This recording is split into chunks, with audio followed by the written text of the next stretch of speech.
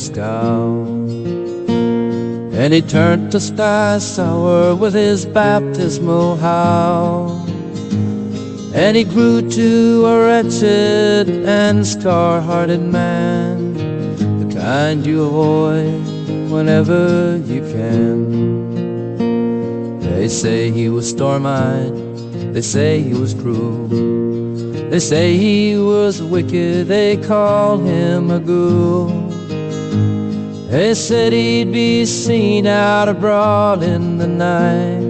They whispered of secrets, they whispered of rites. But his scarecrow had stood tall and dark in his field, or watching his deeds, or watching his yields. Yes, the scarecrow had stood or watching the land, a sentry so still, or watching the man.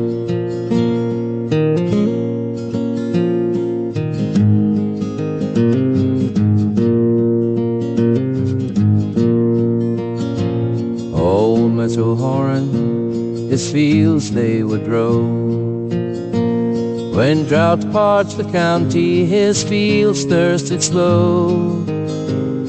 The locusts would spare him and tornadoes too, though some city called them for something to do.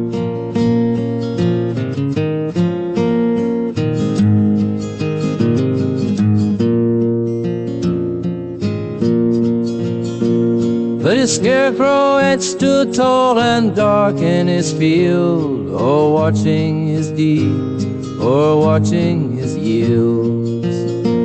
Yes, the scarecrow had stood or watching the land, a sentry so still, or watching the man.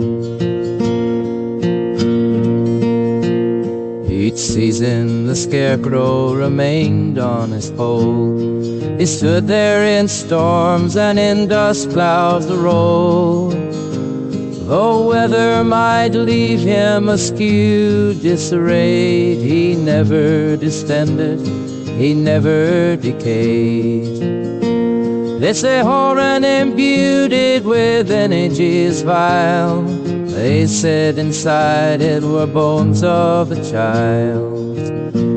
They said it contained his protection and power. One day we decided to topple that tower.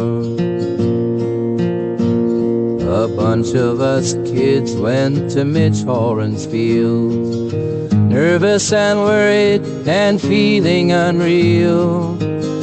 But we got there and reached up and tore down the thing, and it didn't move, and it didn't blink. So we laughed at our hesitance, laughed at our fears. Someone said, I heard there were kid bones in here. The laughter stopped dead, and we looked as we must. The scarecrow, a vague human shape in the dust. And stood we as one, above it we all. Then also as one, we on it did fall. We tugged it and tore it and ripped it apart, looking for bones or an animal's heart. But all we discovered was hay and loose leaves, and a weird sort of sphagnum that looked like it breathed. Our excitement bled off, the thrill now deceased. The air seemed to hum like an arrow released. Oh, his scarecrow had stood tall and dark in his field, or watching his deeds, or watching his yields. Now it lay there in shreds, scraps of cloth and strange moss, torn like a thief, dragged down from a cross. We left that field, did I and my friends. We left it, we did, but that wasn't the end.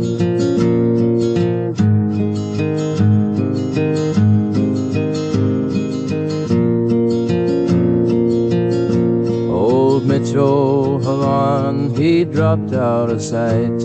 No one heard from him since that wicked night. But after a time, someone noticed the flies that bothered his windows from somewhere inside. And someone looked in and which met the sight. And they opened the door, turning all shades of white. Old Mitchell Halloran wouldn't scowl anymore. His essence was scattered all over the floor. He has scarcely been known by the ones that begat him. He was all tore apart like if fresh had been at him.